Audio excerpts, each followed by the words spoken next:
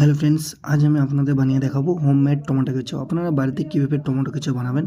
এখানে আমি বাজারে টমেটো কেচাপ নিয়েছি আর আমি হোমমেড টমেটো কেচাপ নিয়েছি।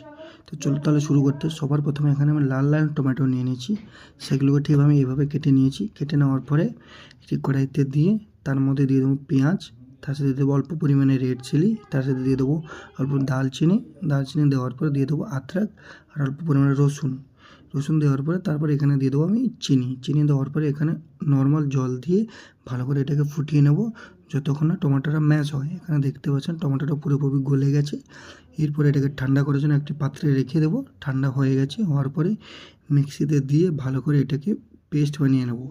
পেস্ট বানানোর পরে এখানে ভালো করে স্ট্রেনারের সাহায্যে ভালো করে স্ট্রেন করে নিয়ে ওপরের অংশটাকে ফেলে দেবো। আর যে স্ট্রেন করার পরে যে পিউরিটা তৈরি হয়েছে সেই পিউরিটা আমি আবার কড়াইয়ের মধ্যে দিয়ে তারপরে সেখানে অল্প পরিমাণে জল দিয়ে তার সাথে দিয়ে দেবো এখানে অল্প পরিমাণে ভিনেগার দেওয়ার পরে অল্প পরিমাণে নুন দিয়ে ভালো করে এটাকে ফুটিয়ে নিলে রেডি হয়ে গেল আমাদের হোমমেড টমেটো কেচাপ। আপনারা বাড়িতে অবশ্যই এইভাবে ট্রাই করবেন, এইভাবে বানাবেন এবং আমাকে কমেন্টে জানাবেন আপনারা যে বাড়িতে টমেটো কেচাপ বানানোর পরে আর বাজারে টমেটো কেচাপ দুটোর মধ্যে খেতে সবচেয়ে বেশি কোনটা ভালো হয়েছে।